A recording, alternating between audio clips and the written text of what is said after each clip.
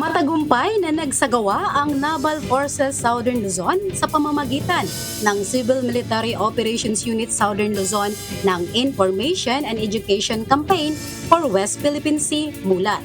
Kasabay ng Philippine Navy Recruitment Drive sa mga bayan ng Bagamanok at Panganiban nito lamang ika-29 hanggang 30 ng Abril taong kasalukuyan.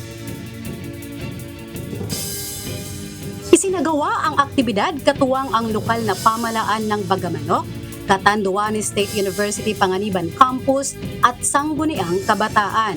Humigit kumulang 80 na senior high school at college student ang lumahok sa programa. Tinalakay sa IEC ang kahalagahan ng West Philippine Sea, tamang paggamit ng impormasyon at pagiging mapanuri laban sa misinformation, disinformation at malinformation, partikular sa social media.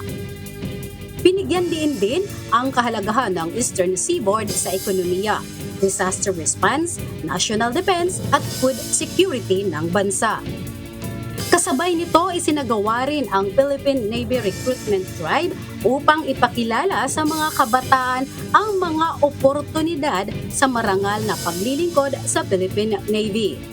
Nagtapos ang aktibidad sa open forum at interactive discussion hinggil sa West Philippine Sea kasama ang pamamahagi ng papremyo sa mga aktibong kalahok.